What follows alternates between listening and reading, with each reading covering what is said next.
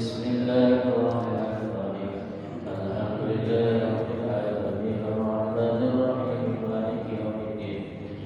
Iyyaka na'budu wa iyyaka nasta'in ihdinas siratal mustaqim siratal ladzina an'amta 'alaihim ghairil maghdubi 'alaihim waladdallin. Rabbighfir lana wa liwalidayna amin. Bismillahirrahmanirrahim. Alhamdulillahirabbil alamin wal 'aqibatu lil muttaqin wa la udwana illa 'alal zalimin. Asyhadu an la ilaha illallah wahdahu la syarika lah al-malikul haqqul mubin wa asyhadu anna sayyidana Muhammadan abduhu wa rasuluhu al-mab'uts rahmatan lil alamin. Allahumma shalli wa sallim wa barik ala sayyidina Muhammadin sayyidil mursalin sholatan turkiha wa haibata bil qulubil kafirin wal musyrikin wal zalimin wal munafiqin wal mufsidin wa ala alihi wa sahbihi wa sallim. Qul subhanaka la ilma lana illa ma 'allamtana innaka antal alimul hakim. Wa qala rabbi shrah li sadri wa yassir li amri wa hlul 'uqdatam min lisani yafqahu qawli wa saddid lisani wa hadi qalbi wa qulubana bi haqqi nabiyyika Muhammadin sallallahu alaihi wasallam. Amma ba'du. Hadratul muhtaramin segenap para sepuh, bini sepuh, para hujat, para tokoh masyarakat, jamaah Masjid Al-Ittihad yang saya hormati dan saya muliakan. Khusus segenap jajaran kepengurusan TKM Masjid Al-Ittihad, KSP, Ketua, Sekretaris, Bendahara bersama jajarannya saya hormati dan saya muliakan dalam hal ini Bapak Andi Basar selaku Ketua TKM yang saya hormati dan saya muliakan, dan juga guru kita bersama Ustaz Maman yang saya hormati dan saya muliakan, para bapak hadirin yang dimuliakan Allah Subhanahu wa taala. Alhamdulillah pada kesempatan malam hari ini Allah masih berikan kita berbagai macam karunia, di antaranya nikmat iman Islam, nikmat sehat walafiat, sehingga kita dapat bersama-sama melaksanakan sholat fardhu maghrib berjamaah. Mudah-mudahan rangkaian ibadah yang kita laksanakan senantiasa diterima oleh Allah Subhanahu wa taala. Amin ya rabbal alamin. Salawat akhir salam semoga senantiasa terlimpah curahkan pada junjungan baginda Nabi besar Muhammad sallallahu alaihi wasallam. Hadirin jamaah salat maghrib yang dimuliakan Allah Subhanahu wa taala, malam ini sudah malam yang kedua di bulan Dzulhijjah. Tadi sudah malam yang pertama, hari pertama masuk bulan Dzulhijjah. Jadi malam ini adalah malam yang kedua di bulan Dzulhijjah, di mana di bulan Dzulhijjah ini ada yang namanya ibadah yang luar biasa. Ibadah yang luar biasa. Biasa itu luar. Di antaranya ibadah yang luar biasa itu adalah ibadah haji dan ibadah kurban. Kita doakan mudah-mudahan jemaah haji Indonesia pergi ke kota suci atau Mukarramah dalam keadaan aman, lancar dalam keadaan ibadahnya. Mudah-mudahan pulang ke tanah air yang mabrur. Amin ya rabbal alamin. Dan kita semuanya yang belum ke sana mudah-mudahan bisa datang ke kota Makkahul Mukarramah. Amin ya rabbal alamin. Dalam satu riwayat ada seorang ulama sufi namanya Abdullah Ibnul Mubarak. Suatu ketika ulama Abdullah Ibnul Mubarak ini berangkat haji. Setelah selesai berangkat haji, kemudian menyelesaikan daripada rukun-rukun hajinya sudah selesai semua, Syekh Abdullah Ibnul Mubarak istirahat di tempat Hijr Ismail. Kalau jenengan pernah ke kota Mekah, itu ada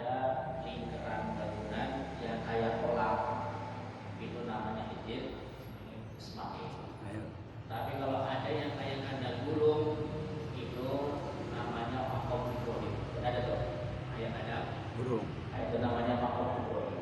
Makam Ibrahim itu bukan makam, bukan, tapi lapak kakinya Nabi Ibrahim ketika dia bangun Ka'bah itu pinjakan itu batu yang diberikan, kalau bahasa sini stekernya, jadi naiknya itu situ tuh. Nah, makanya namakan makam Ibrahim. Ketika tidur di depan Hijri Ismail, kemudian Syekh Abdullah Ibnu Mubarak ini dimimpikan ada dua malaikat turun. Kata malaikat yang pertama, wahai malaikat, tahun ini ada berapa jumlahnya jamaah haji? Kata malaikat yang kedua ngomong, kurang lebih sekarang ada 600.000 jamaah haji. Malaikat yang pertama ngomong lagi, saya ini 600.000 jamaah haji, satu pun tidak ada yang diterima oleh Allah Subhanahu wa taala. Satu pun tidak ada yang mabrur. Mabrur sih mabrur, tapi kagak mabrur. Kalau orang haji kan pasti mabrur, tapi belum tentu mabrur. 600.000 gak ada yang mabrur. Kata malaikat, kalau bukan ada orang satu di daerah Damaskus namanya itu Ali bin Al-Wafaq. Ini orang gak berangkat haji, tapi dia mendapatkan daripada pahala haji mabrur. Cuma itu aja tuh orang, satu orang. Akhirnya Syekh Abdullah Ibnu Mubarak kaget. Saya juga salah satu jamaah, berarti saya hajinya agak diterima. Kemudian setelah selesai dari ibadahnya, pulang ke Baghdad. Ini yang namanya Abdullah bin Mubarak itu dari Baghdad. Sebelum pulang ke Baghdad, mampir dulu ke Damaskus, dicari tuh yang namanya orang Ali Al-Wafaq. Setelah dicari, kemudian ketemu rumahnya. Setelah ketemu rumahnya, diketok, assalamualaikum, assalamualaikum. Dijawab waalaikumsalam. Kata Syekh Abdullah Ibnu Mubarak, apakah jenengan yang namanya Ali Al-Wafaq? Kata ini orang benar, saya namanya Ali Al-Wafaq. Saya ini dari Mekah, jauh-jauh mau pulang kampung tapi lewat sini dulu. Karena saya dimimpiin ada dua malaikat turun di dalam mimpi saya, itu malaikat ngobrol. Ini jamaah haji 600.000, cuman 600.000 ini tidak ada satupun yang mabrur, satupun yang diterima. Terkecuali hanya engkau yang diterima. Akhirnya ini yang namanya orang Ali Al-Wafaq ini pingsan. Kok saya tidak berangkat haji, kok saya dapat pahala mabrur. Yang pada kesono, pada mabrur kesono kagak mabrur, yang di rumah malah dapat pahala mabrur. Pingsan. Nah, setelah pingsan dibangunin. Setelah bangun ditanya, jenengan punya amalan apa sehingga kagak berangkat haji kok dapat pahala haji mabrur? Kata Ali Al-Wafaq ini, ya Syekh Abdullah Ibnu Mubarak, saya ini kesehariannya itu kerjanya tukang sol sepatu. Tukang sol sepatu. Dari setiap hari sol sepatu saya kumpulin itu duit. Saya kumpul itu uang, tujuannya untuk berangkat haji. Terkumpul kurang lebih 350 dirham. Ini 350 dirham saya untuk berangkat sama istri saya. Karena istri saya ini dalam keadaan hamil, ketika mau berangkat ke kota suci Mekah, istri saya ngomong, Pak, sebelum kita berangkat ke Mekah, saya ini kayaknya bau ada masakan enaknya luar biasa. Yang namanya orang hamil, nggak boleh lihat apa-apa, nggak boleh bau apa-apa. Bau apa-apa kepengen. Kadang-kadang lihat orang kepalanya botak pengen. Pengen megang tuh, Pak, saya pengen megang kepalanya orang tuh botak pengen. Itu namanya orang hamil. Karena bukan diturutin katanya anaknya ngeces killer. Akhirnya sebelum berangkat karena bau ada masakan enak, Pak Ali Allah ini cari ke tetangga. Ternyata benar di tangga sebelah itu ada seorang perempuan lagi masak daging. Kata si Ali Allah ini ngomong, Bu, istri saya lagi hamil, ini mau berangkat haji, katanya ngidam kepengen masakan ibu ini enak banget. Kata si ibu ini ngomong, Pak Ali, ini masakan halal bagi saya, tapi haram bagi kamu. Ali apa? Kaget lagi, kok kenapa ini masakan halal bagi saya, haram bagi kamu? Alasannya apa? Saya ini sudah kurang lebih 3 hari gak makan nasi karena gak punya nasi. Saya gak makan apa-apa karena gak punya duit. Akhirnya saya lihat ada anak muda yang sudah mati, sudah covid, sudah isdet, sudah tewas. Saya ambil, saya sembelih, saya masak. Kalau jenengan karena ini bangkai haram. Tapi kalau saya ini sudah 3 hari kagak makan bangkai, hukumnya haram. Jenengan hidup di hutan, mau makan apa gak ada. Adanya celeng, makan celeng haram.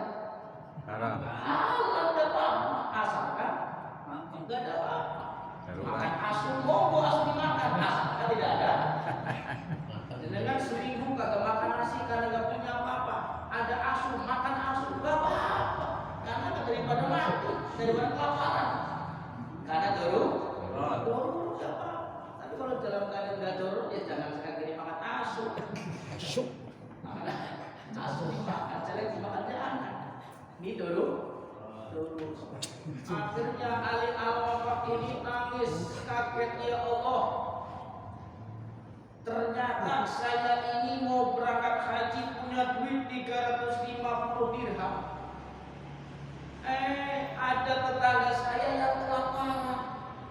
Sampai 3 hari kagak punya beras, kagak makan, anak-anaknya pada kelaparan. Akhirnya ini ada Al-Wafaq ini kagak jadi berangkat ke kota suci Mekah. Uang yang 350 dirham ini diserahkan kepada seorang ibu-ibu ini. Bu, ini uang 350 dirham yang untuk berangkat haji saya kagak jadi. Daripada saya berangkat ke Mekah, ternyata ada tetangga saya yang kelaparan. Kira-kira kalau model kita ini jamaah Al-Ittihad sudah daftar nih, nunggunya 30 tahun. 20 tahun, mahal lagi. Begitu mau berangkat, ada tetangga yang kelaparan. Kira-kira ditunda apa? Berangkat aja. Tetap berangkat. Bodoh amat. Bodoh amat. Dan sekalian masuk bodoh. Iya. Masuk bodoh. Berangkat angus. Karena beda niat. Karena beda nih. Niatnya itu dari sini udah beda. Sehingga niatnya itu supaya nanti pulang dari kota Mekah, masyarakat nyeluk saya, manggil saya Pak Haji atau Bu Haji. Sehingga kadang-kadang ada orang berangkat haji, pulang kampung gak dipanggil haji, marah ya. Asem banget saya. Saya udah mahal-mahal, nunggunya lama, pulang dari Mekah kagak dipanggil Pak Haji. Ini marah dia. Karena kalau dipanggil Pak biasa dia kagak nengok-nengok aja. Dikira ada nggak di sini? Ada. Datang nggak orangnya? Ada. Nanti kagak ada. Ya Allah luar biasa. Itu orang begitu. Makanya dengan lihat aja nih, haji sekarang, umroh sekarang, dalam keadaan sa'i bukan baina sofa wa banyak bacanya subhanallah walhamdulillah la ilaha illallah. Ini kalau dia pakai HP selfie, ada nggak gini? Itu banyak.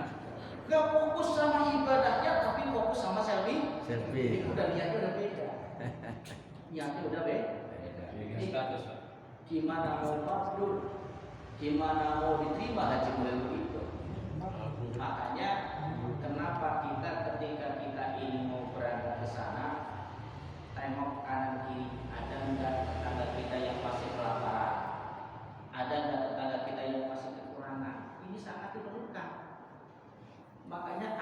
jelas itu turun bersamaan, aqimus sholat wa atuz zakat. Dirikanlah sholat, tunaikanlah zakat.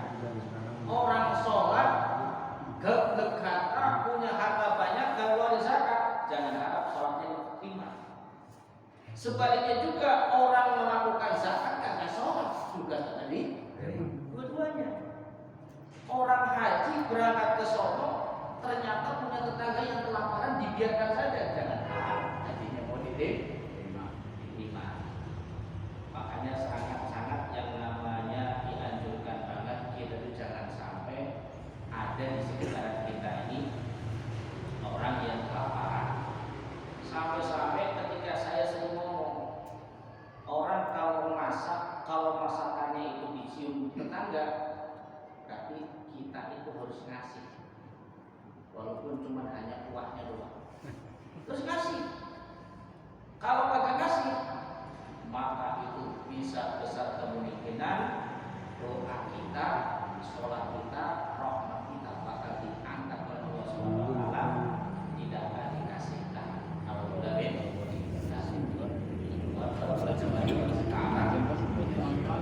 kadang-kadang zaman sekarang ini orang masak itu ngasih ke tetangga, tapi dibikin status. Dibikin status. Kalau dibikin status, otomatis orang lain lihat, orang lain lihat kepengen, dan itu rahmatnya akan dicabut.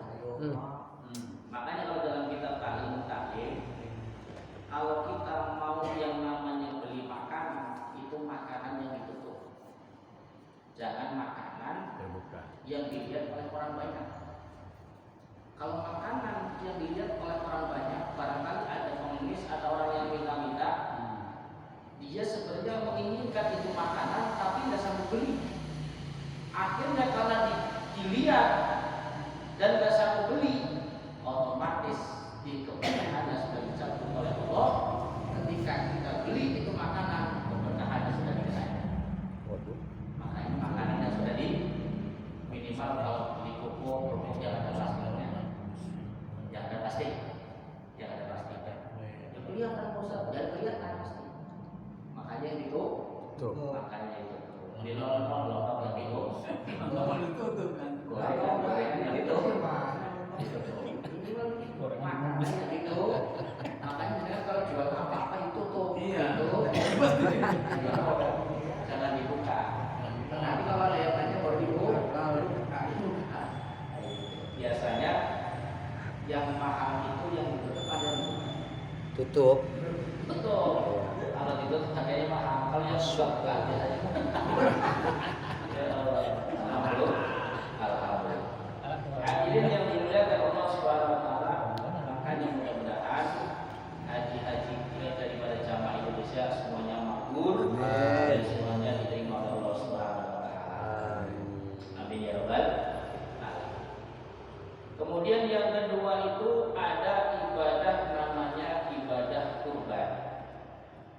Dalam hal ini tentunya syariat ibadah kurban itu dari Nabi Ibrahim alaihi salam. Yang menjadi pertanyaan, kok kenapa Nabi Ibrahim ini sampai disuruh menyembelih putranya yaitu Nabi Ismail? Dikatakan dalam satu riwayat annahu qoroba al-qusatin wa salasu mi'ati baqaratin nusmi'ami ati badaratin fisabilillah. Diceritakan bahwa Nabi Ibrahim alaihissalam itu pernah korban kurang lebih 1000 kambing, 300 sapi, 100 onta. Nabi Ibrahim pernah korban 1000 kambing, 300 sapi, 100 onta. Dengan perang. Kenapa? Gak luar biasa. Itu gak usah ditanya itu. Luar biasa. Mungkin kalau di sini bisa jadi mustahil itu satu orang satu kambing bagiannya. Tapi karena kadang-kadang satu RW itu paling sapinya itu 10 atau 7, ya paling dapatnya satu kantong. Satu kantong juga kalau di kilo paling nggak ada 2 kilo, paling 1,5 kilo kalau dagingnya banyak. Jadi Nabi Ibrahim itu pernah korban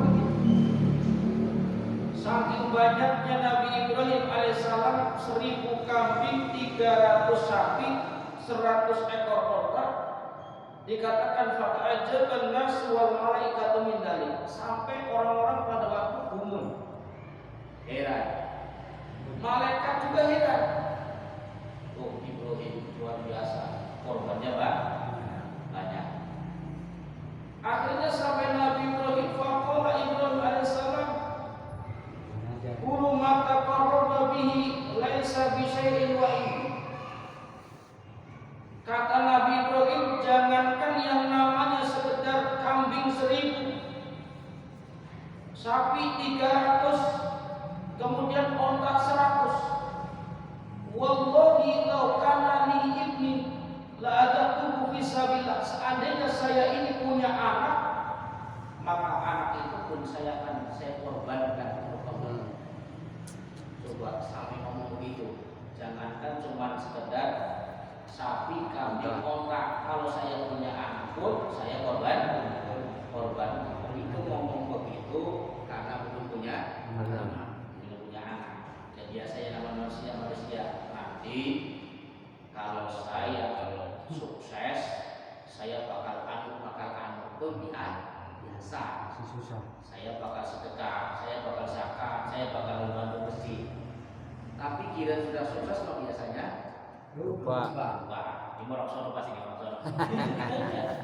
Ya Allah, orang sono pensiunan dari sini ya. Ya Allah. Hadirin yang dimuliakan Allah Subhanahu wa taala. Ternyata begitu lama kelamaan Nabi Ibrahim lupa. Dengan kata-katanya itu lupa. Sampai akhirnya Nabi Ibrahim itu dia nikah sama Siti Sarah, kagak punya anak. Begitu nikah sama Siti Hajar, dikaruniai anak yang namanya Nabiullah Ismail alaihi salam. Begitu bocah lagi lucu-lucunya umur kurang lebih 7 tahunan sampai 10 tahun, tiba-tiba Allah itu nagih Nabi Ibrahim di malam tanggal 8 bulan Dzulhijjah dimimpiin. Mimpinya itu dikatakan, bin nadrika, wahai Ibrahim, silahkan nadarmu dikerjakan. Kan kamu sudah punya anak. Lalu Nabi Ibrahim lupa itu ngomong itu dulu lama. Makanya kalau bahasa orang Jerman itu kalau ngomong jangan ajos konyo-konyo. Ojos konyo-konyo. Ini kalau bahasa Betawi jangan sekate-kate. Ajos konyo-konyo. Ada namanya nadar itu wajib. Nadar itu wajib. Kayak jenengan nanti kalau saya anaknya lulus sekolah, saya bakal nyembelih onta. Nadar begitu. Nadar. Itu harus dilaksanakan. Kalau kakak mampu, maka harus diganti dengan puasa 3 hari. Ada nadar yang haram. Kalau nanti saya naik pangkat, saya akan buka baju, bukan celana, kagak pakai apa-apa, ini jangan sempurna. Nah, itu boleh. Kagak boleh orang nadar begitu. Kagak boleh. Namanya orang PA. Itu nadar begitu kita boleh. Gila. Nah, ini akhirnya Nabi Ibrahim itu ditagih oleh Allah di tanggal 8 bulan Dzulhijjah. Akhirnya begitu bangun menjelang subuh, Nabi Ibrahim itu mikir-mikir, ini mimpi beneran dari Allah apa dari setan? Mikir. Karena Nabi Ibrahim mikir-mikir masih ragu ini mimpi dari Allah apa dari setan. Wala maksudnya yaum tarwiyah, maka hari itu dinamakan hari tarwiyah. Makanya tanggal 8 bulan Dzulhijjah dinamakan hari tarwiyah. Karena apa? Asal usulnya Nabi Ibrahim mimpi disuruh menyembelih anaknya, tapi Nabi Ibrahim belum yakin, masih mikir-mikir. Tarwiyah itu artinya mikir. Begitu besoknya lagi malam tanggal 9 dimimpi lagi. Bin nadrika, wahai Ibrahim, laksanakan yang namanya nadarmu.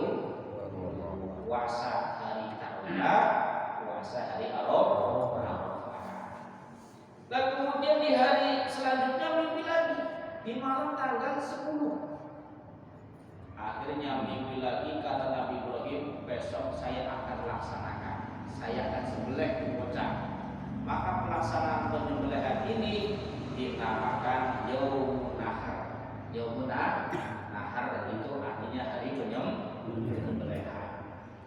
Singkat kata, begitu besoknya di hari Nahar ini Nabi Ibrahim hendak membawa putranya Ismail yang umurnya sekitar 10 tahunan, 7 sampai 10 tahun.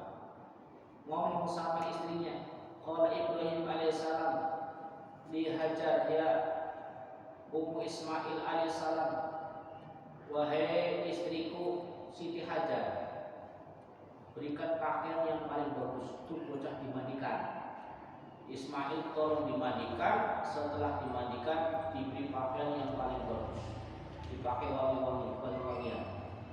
Sampai diterangkan itu rambutnya itu disisir. Atas Siti Hajar nih bocah mau dibawa kemana? Mau saya ajak jalan-jalan, mau diajak jalan-jalan. Tapi anehnya diajak jalan-jalan Nabi Ibrahim fahamah Ibrahim alaihissalam kabaran wasikina. Nabi Ibrahim itu bawa golok sama bawa tambak. Bocahnya sudah dimandiin, pakai pakaian rapi, sudah disisirin, dibawa sama bapaknya, bawanya tambak sama golok.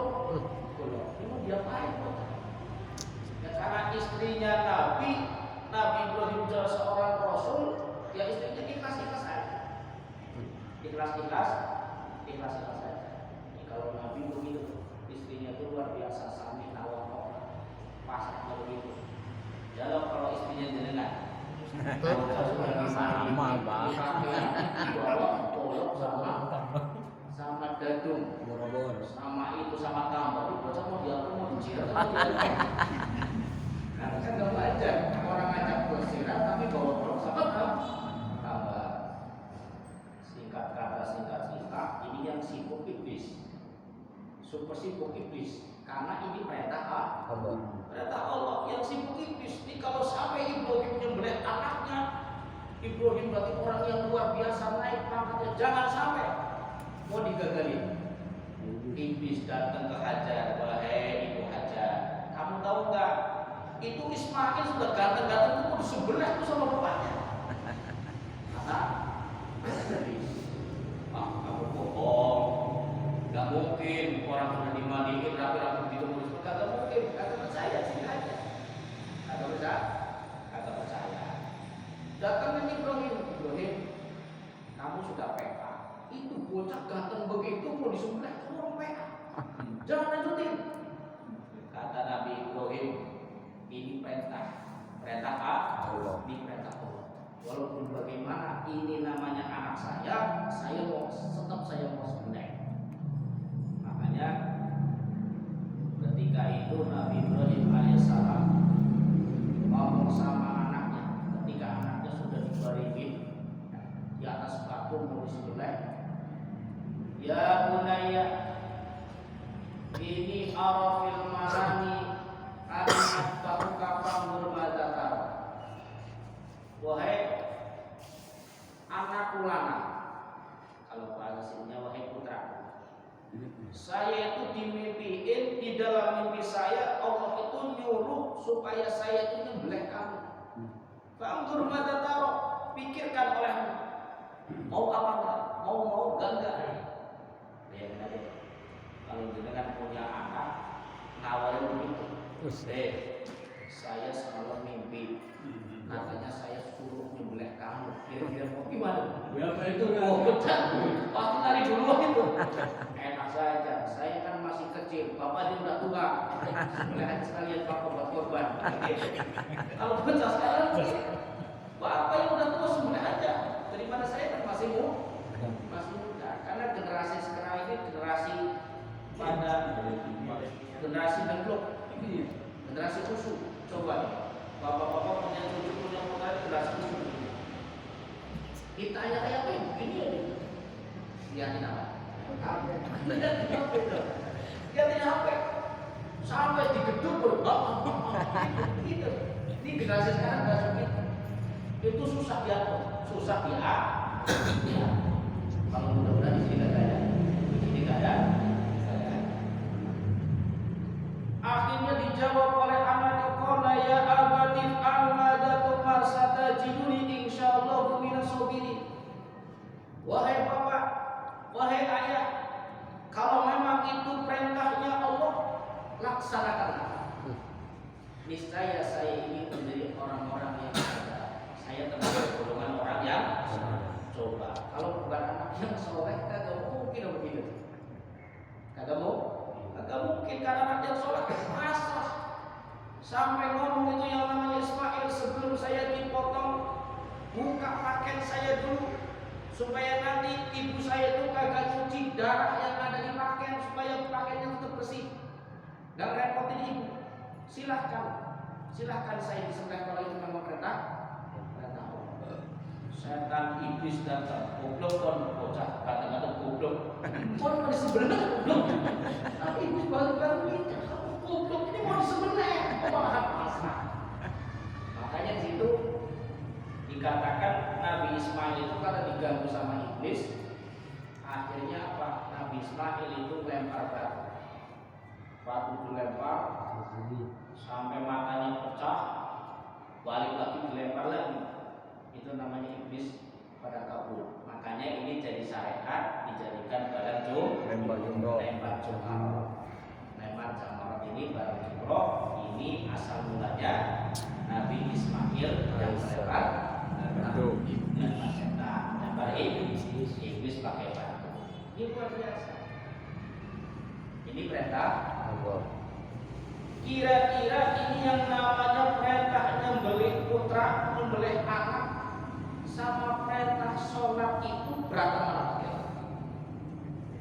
Kalau boleh pilih, jenengan disuruh nyembelih anak sama ngerjain sholat, kira-kira berapa mana? Saya tanya berapa mana nih? Kalau beratan nyembelih anak, ngapain sholat subuh pada kesiangan? Itu sama-sama perintah. Ini kita ngaji ini perintah Allah. Fas'alu ahla dzikri in kuntum la ta'lamun. Tanyalah kalian kepada orang yang ahli ilmu kalau memang seandainya kalian kagak tahu. Ini perintah yang namanya ngaji. Tapi kadang-kadang suruh ngaji berat. Kayak orang disuruh perintah nyembelih bocah. Coba Nabi Ibrahim. Nabi Ibrahim cuma manusia, walaupun Nabi juga manusia. Coba bayangin, diperintah suruh nyembelih anak, sami nama anak sembelih beneran. Ternyata begitu Ismail itu direbahin di atas batu, itu yang namanya golok yang sudah diasap, diketetin begini, itu sama sekali kagak mempan. Kayak Nabi Ibrahim waktu dibakar hidup-hidup kagak mempan juga. Ini mukjizat. Makanya kalau kagak mempan, akhirnya malaikat Jibril alaihissalam bawa seekor kambing kibas dari surga sebagai pengganti Nabiullah Ismail alaihissalam. Akhirnya yang disembelih bukan Ismail tapi kambing kibas. Kalau seandainya waktu itu Nabi Ismail disembelih itu mempan sampai dipotong lehernya, mungkin barangkali syariat menyembelih anak sampai sekarang. Dengan punya korban sebulan. Jadi mungkin ini ibadah ini berarti nanti banyak orang yang beli anak saja. Untungnya sebelah kagak mempan itu luar biasa. Kagak mempan itu mukjizat. Mukjizat. Makanya kalau dalam ilmu tauhid, itu tidak ada yang namanya api itu membakarnya. Tidak ada yang namanya golok itu tajam bisa patah, itu gak ada. Tidak ada. Salah satu tauhid. Kalau kita meyakini kita merokok ini yang bisa bakar rokok ini api, jenengan termasuk orang yang syirik. Kalau jenengan meyakini bahwa golok itu yang bisa memotong sesuatu, bukan Allah yang potong, hukumnya syirik. Jadi syirik. Maka dari itu perlu ngaji ilmu syariat, ilmu tarekat, ilmu hakikat, supaya kita jangan meyakini wah kemarin saya kepalanya pusingnya luar biasa, begitu minum bodrek sakit kepala hilang. Memang bodrek memang itu bodrek hatinya kagak percaya sama Allah yang menyembuhkan. sirik sampai. Iya. Sirik. Makanya jenengan cara gampangnya ngomong syariatnya saya makan itu yang namanya bodrek, minum bodrek, tapi hakikatnya yang menyembuhkan Allah. Syariatnya memang benar, rokok ini yang bakar rokok ini api syariatnya, tapi hakikatnya yang bakarin Allah. Jangan diyakini sampai dalam hati bahwa ini yang membakar rokok itu adalah api, maka jenengan termasuk orang yang sirik. Karena semuanya itu atas kehendak. Kalau dikatakan yang namanya api itu bisa membakar, Nabi Ibrahim alaihissalam dibakar oleh Raja Namrud, kagak kena api sama sekali. Nabi Ismail alaihissalam kalau memang itu golok bisa memotong, kenapa Nabi Ismail dipotong kagak mempan? Berarti atas izin Allah.